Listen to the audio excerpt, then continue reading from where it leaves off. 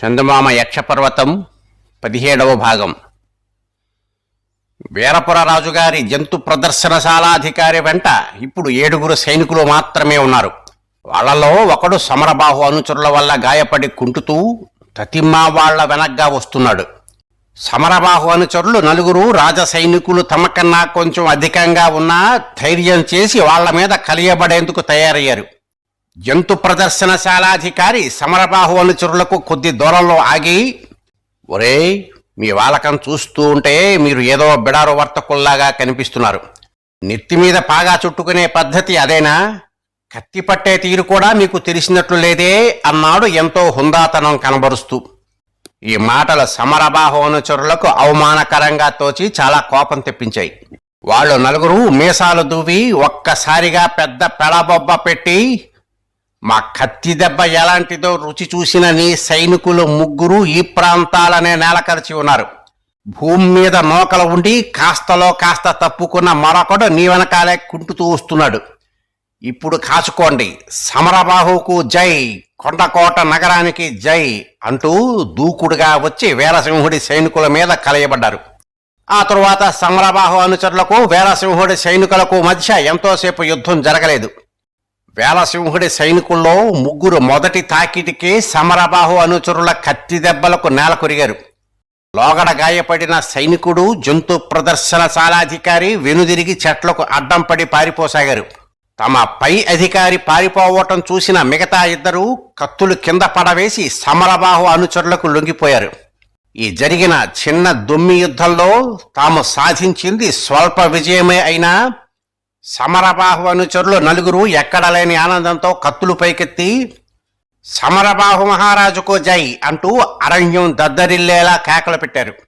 సమరబాహు అనుచరుల కేకలు అంతకు ముందు జరిగిన పోరాటంలో రేగిన రణగుణ ధ్వనులు విని ఏమి జరుగుతున్నదో చూద్దామని కొందరు అటవికులు ఆ ప్రదేశానికి వచ్చారు. వాళ్లకు లొంగిపోయి తలలో వంచుకు నిలబడి ఉన్న వీరసింహుడి సైనికులు, కత్తులు ఎత్తి కోలాహలం చేస్తున్న సమరబాహు అనుచరులు కనిపించారు. ఆటవికులకు ఎవరెవరి మధ్య పోరాటం జరిగిందో, ఎవరు ఓడి ఎవరు గెలిచారో అర్థం కాలేదు. వాళ్లకు వీరసింహరాజు గారి సైనికులు తెలుసు. ఇప్పుడు వాళ్ళు కత్తులు పడవేసి నిలబడి ఉన్న ఆ సైనికులను చూస్తూనే మరేదో రాజుగారి సైనికులు వాళ్లను యుద్ధంలో జయించారని భావించారు. ఈ కొత్త రాజ సైనికులు ఎవరు? సమరబాహు అనుచరులు ఆటవికుల ఆశ్చర్యం గమనించి, మీరు ఈ అరణ్యంలో నివసించే వాళ్లే కదా, ఇక నుండి మీరు వీరపురం రాజుకు కప్పం కట్టనవసరం లేదు. మా రాజైన సమరబాహు మీ అందరి మీద అధికారి. ఆయన్నే మీరు రాజుగా గుర్తించి కప్పం చెల్లించాలి, తెలిసిందా అన్నారు ఆజ్ఞాపిస్తున్నట్లు. ఆటవికుల్లో కొంచెం వయసు మళ్లిన వాడు ఒకడు ముందుకొచ్చి, అయ్యా, మీరు చెప్పినట్లే చేస్తాం. మా వాళ్లలో వీరపురం చూసిన వాళ్ళు, ఆఖరుకు ఆ నగరాన్ని ఏలే వీరసింహ మహారాజును చూసిన వాళ్ళు కూడా కొందరు ఉన్నారు. కోప్పడకండి, తమ నగరం ఎక్కడ అని అడిగాడు భయంగా. సమరబాహు అనుచరుల్లో ఒకడు చెయ్యెత్తి దూరంగా ఉన్న కొండలకేసి చూపిస్తూ, అదిగో ఆ చెట్ల చాటున కనిపిస్తున్నాయే, ఆ కొండల మీదే మా కోట ఉన్నది. కావాలంటే మీలో కొందరు మా వెంట వచ్చి ఆ దారి మార్గం ఒక్కసారి చూసి మీ గూడెలలో మేము చెప్పిన సంగతులన్నీ అందరికీ తెలిసేలా టముకు వేయించండి అన్నాడు. ఆటవిక ముసలాడు ఏదో చెప్పబోయేంతలో దూరంగా గుర్రాలు సెక్కిలించిన ధ్వని వినిపించింది. అది వింటూనే సమరబాహు అనుచరులు అదిరిపడ్డారు. వాళ్లలో ఒకడు ఆ ధ్వని వచ్చిన వైపుకేసి చూస్తూ తన మిత్రులతో, అలరే, పెద్ద పొరపాటు జరిగిపోయింది. శత్రువుల్లో 2 తప్పించుకుని పారిపోయారు. ఆ గుర్రాలు వాళ్ళు తెచ్చినవే అయి ఉంటాయా? మరికొందరిని కోడగొట్టుకుని వాళ్ళు మన మీదకు తిరిగి యుద్ధానికి రావటం లేదు కదా అన్నాడు. ఈ అనుమానం కలగ్గానే సమరబాహు అనుచరులు 4 ఆత్మరక్షణకు సన్నద్ధులయ్యారు. కానీ 1-2 క్షణాలు జరక్కముందే 2 ఆటవికులు 2 గుర్రాలను కళ్ళాల పట్టుకుని వాళ్ళు ఉన్న చోటుకు తీసుకుని వచ్చారు.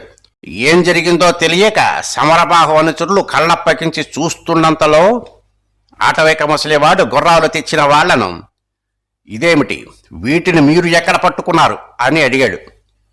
వీరపురం రాజుగారి సైనికుల్లో 2 గుర్రాలు ఎక్కి పారిపోతూ ఆ దాపుల చెట్లకు కట్టి ఉన్న మిగతా గుర్రాల తాళ్లను కత్తులతో నరికి వాటిని దూరంగా తరిమేయాలని చూశారు. మేము వాటిల్లో ఈ 2ంటిని తరిమి లాఘవంగా పట్టుకున్నాం అన్నారు గుర్రాలను తెచ్చిన ఆటవికులు. మా రాజుగారికి చెప్పి మీ లాఘవానికి తగిన బహుమతి ఇప్పిస్తాం. ఈ గుర్రాలు రెండింటినీ మా వెంట కొండకోట నగరానికి పట్టుకుని రండి అన్నాడు ఒక సమరబాహు అనుచరుడు. ఆటవికులు ఇద్దరూ అందుకు అంగీకరించారు. సమరబాహు అనుచరులు తమకు బందీలుగా దొరికిన వీరసింహుడి సైనికులు ఇద్దరిని వెంట పెట్టుకుని తమ ఒంటెలు ఉన్న చోటుకు బయలుదేరారు. హఠాత్తుగా వాళ్ల వెనక వస్తున్న ఆటవికుడు ఒకడు, అయ్యా, బోనుల్లో ఉన్న సింహం పులుల మాటేమిటి? అడవి పక్షులు కొన్ని వలల్లో చిక్కుకుని చెట్ల కొమ్మల నుండి వేళ్లాడుతున్నాయి, వాటిని అక్కడే వదిలివేయదలిచారా అని అడిగాడు. ఈ ప్రశ్న వింటూనే సమరబాహు అనుచరులు ఠక్కున ఆగిపోయి బందీలైన వీరసింహుడి సైనికులను ఆ మృగాలను గురించి పక్షులను గురించి అడిగారు. సైనికులు తాము జంతు ప్రదర్శనశాలాధికారితో అరణ్యానికి వచ్చిన పని సంగతి వాళ్లకు చెప్పి ఆ సింహాన్ని, పులుల్ని, పక్షుల్ని తామే పట్టుకున్నామని తెలియపరిచారు. బాగానే ఉంది. ఈ పశుపక్ష్యాదులన్నీ సమరబాహు మహారాజు గారి జంతు ప్రదర్శనశాలలో సుఖంగా జీవిస్తాయి. రండి, వాటిని కొండకోట నగరానికి తీసుకుని వెళదాం అన్నారు సమరబాహు అనుచరులు. ఈసారి సమరబాహు అనుచరుల వెంట ఆటవికులంతా బయలుదేరి వచ్చారు. ఆటవికుడు చెప్పినట్లు బోనులో చిక్కిన సింహం దాని చువ్వలను కాళ్లతో కొడుతూ నోటితో కొరుకుతూ భీకరంగా గర్జిస్తున్నది. పులులు కూడా తాము చిక్కిన బోనుల్లో నుండి భయంకరంగా అరుస్తూ నానా గొడవ చేస్తున్నాయి. ఇక వలల్లో చిక్కి చెట్ల కొమ్మలకు వేళ్లాడదీయబడిన అడవి పక్షుల రొద అంతా ఇంతా కాదు. సమరబాహు అనుచరులు వాటన్నింటినీ పరీక్షగా చూసి, అంతా బాగానే ఉంది, మేము ఏనాడు క్రూర మృగాలను మచ్చిక చేసిన వాళ్ళం కాదు, ఈ బోనుల్ని కోట దగ్గరకు ఎత్తుకుపోవటం ఎట్లా అన్నారు. ఆటవికుల్లో కొందరికి సమరబాహు అనుచరులు ఎక్కి వచ్చిన ఒంటెలను చూసినప్పుడే వీళ్లు ఈ ప్రాంతపు వాళ్లు కాదన్న అనుమానం కలిగింది.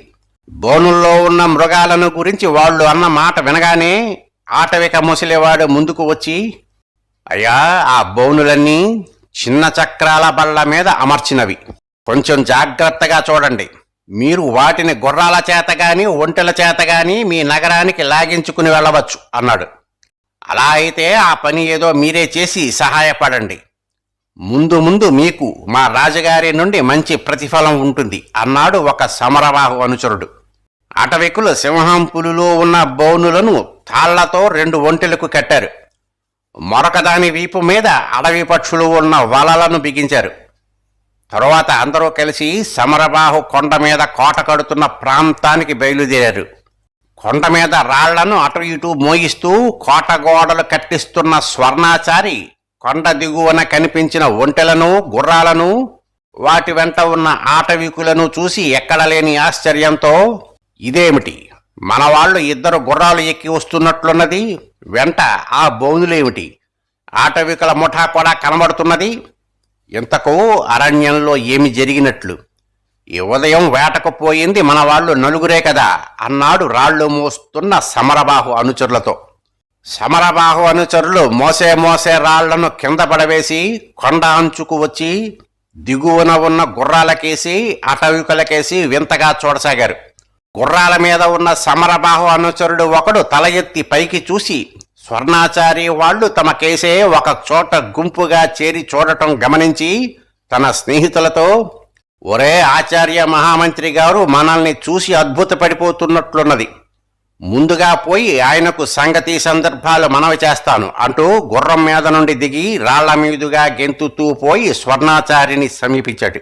స్వర్ణాచారి తనకేసి వస్తున్న సమరబాహు అనుచరుణ్ణి, మీరు వెళ్ళింది వేటకు కదా, ఆ గుర్రాలు ఎక్కడవి, ఏవో పులిబోనులు తెస్తున్నారేమిటి, ఆ ఆటవికులు ఇక్కడికెందుకు వస్తున్నట్లు అని ఆదుర్దాగా ప్రశ్నించాడు. సమరబాహు అనుచరుడు స్వర్ణాచారి దగ్గరకు పోయి నమస్కరించి, ఆచార్య మహామంత్రి, మేము అరణ్యంలో వీరపురం రాజు సైనికులను బాహాబాహి యుద్ధంలో చిత్తుగా ఓడించాం, 2 బందీలుగా పట్టుకున్నాం, 7 నిలువున నరికేశాం, 2 మాత్రం ప్రాణాలతో వాళ్ళ వీరపురం కేసి పారిపోయారు అని చెప్పాడు. 2 ప్రాణాలతో వీరపురం కేసి పారిపోయారని వింటూనే స్వర్ణాచారి నిలువెల్లా కంపించిపోయాడు. అతడికి సమరబాహు అనుచరుడు చెప్పిన మిగతా విజయాలేవి ఆనందం కలిగించలేదు. ముందు వెనకలు ఆలోచించకుండా సమరబాహు అనుచరులు వీరపురం రాజ సైనికులతో తగవు పెట్టుకుని తమందరినీ గొప్ప విపత్తులో ముంచబోతున్నారని అతడు అనుకున్నాడు. స్వర్ణాచారి కోపంతో కళ్ళెర చేసి సమరబాహు అనుచరుడితో, వీరసింహుడి సైనికులు ఇద్దరు ప్రాణాలతో వాళ్ళ నగరం కేసి పారిపోయారని చెప్పావే, అదే త్వరలో మనకు ప్రాణ సంకటంగా పరిణమించవచ్చు.